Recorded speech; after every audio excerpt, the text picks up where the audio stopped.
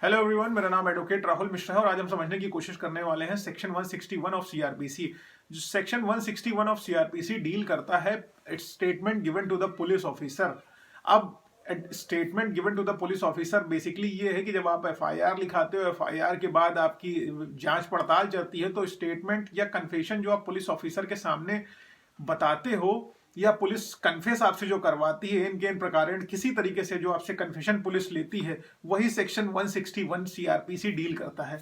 लेकिन यहां पर सोचने वाली बात यह है कि सेक्शन 161 में स्टेटमेंट तो पुलिस ले सकती है, कन्फेशन ले सकती है, लेकिन जो पुलिस द्वारा लिया गया बयान होगा या पुलिस द्वारा लिया गया स्टेटमेंट होगा वो कोर्ट में एडमिसिबल नहीं होगा, यानी कि कोर्ट में माना नहीं जाएगा। अब आपके प्रश्न मन में आएगा कि आखिरकार पुलिस द्वारा दिया गया या पुलिस को दिया गया स्टेटमेंट या पुलिस द्वारा लिया गया जो स्टेटमेंट होगा, आखिरकार जब कोर्ट में एडमिसिबल नहीं है तो उसको लेने की क्या जरूरत है। अब फॉर एग्जांपल मान लीजिए आप एफआईआर कराने जा रहे हो, तो एफआईआर आप किस बिहाफ पे कराओगे, क्या क्या आपके साथ घटनाएं घटी हैं, उनका विवरण दोगे, किन स्थान पर घटनाएं घटी हैं, पुलिस को वो सब बताओगे तो पुलिस वो डिटेल लेगी। और जो दूसरा आरोपी होगा पुलिस उससे पूछेगी ना कि तुमने ये करा है कि नहीं करा है, तो उसकी डिटेल में तो पुलिस मेंशन करेगी। तो कॉन्ट्राडिक्शन से कॉन्ट्राडिक्शन की जो भावना होती है कि बयान पलटने की आदत जो लोगों को होती है, उससे बचने के लिए बेसिकली एक तरीके से कहूं तो स्टेटमेंट पुलिस द्वारा लिया जाता है, क्योंकि पुलिस के पास असीमित शक्तियां कह सकते हैं हम होती हैं, उनके पास डिस्क्रिशनरी पावर होती है, उनके पास एडमिनिस्ट्रेटिव पावर होती है कि वो अपने सितारों का इस्तेमाल करते हुए, अपने डंडे और टोपी का इस्तेमाल करते हुए पुलिस किसी से कुछ भी लिखवा सकती है, कुछ भी कन्फेस करवा सकती है। मार के आगे भूत भागता है, गांव में एक कहावत है। तो पुलिस पीट के, मार के, किसी भी प्रकार से कुछ भी स्टेटमेंट लिखवा सकती है।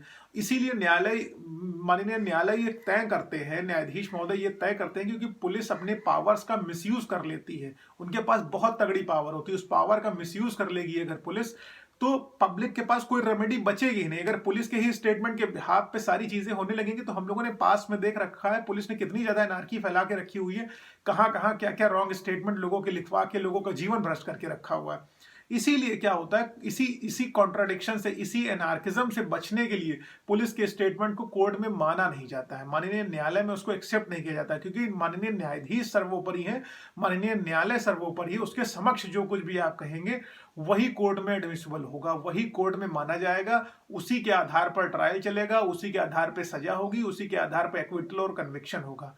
आई होप आप लोगों को क्लियर कट पता चल गया कि पुलिस को कोई भी आप स्टेटमेंट दोगे वो एडमिसिबल कोर्ट में नहीं होगा। कोर्ट में जाके अपना बयान सच सच बता दो। मान लो पुलिस पीट के आपको थाने में कुछ भी लिखवा ले रही, कन्फेशन लिखवा ले रही, कोर्ट में जाके अर्जी दाखिल कर रही है, चार्जशीट दे रही हो, लेकिन आप जब माननीय न्यायाधीश के सामने पहुंचे तो आप न्यायाधीश महोदय को बताइए कि हमको मारपीट के जबरदस्ती पुलिस वालों ने लिखवाया। अगर ऐसा सच में है तो ये नहीं कह रहा हूं कि आप पुलिस के खिलाफ विद्रोह ही कर दीजिए, लेकिन अगर ऐसा होता है तो आप माननीय न्यायालय को बताएंगे, क्योंकि जुडिशरी, हमारी इंडिपेंडेंस ऑफ जुडिशरी है, हमारी जो न्यायपालिका है वो स्वतंत्र है, वो सबसे सुप्रीम है, वो हमारी रक्षा करने के लिए बैठे हो। क्योंकि आदमी जब हार के थक के बैठ जाता है तो वो कहता है कि मैं तुम्हें कोर्ट में देखूंगा। तो इसी तरीके से जुडिशरी हमारी सुप्रीम है और कोर्ट में दिया गया बयान ही एडमिसिबल होगा। एकदम क्लियर कर लीजिए इसको। I hope this topic is clear to everyone of you. तो if it is clear then like share subscribe कर दीजिए और ज्यादा से ज्यादा लोगों तक इसको पहुंचाइए, जिससे जिनको वाकई में जरूरत है, जो पुलिस द्वारा प्रताड़ित है, उन तक ही वीडियो पहुंच सके। Thank you so much. जय हिंद, जय भारत, वंदे मातरम। भारत माता की जय।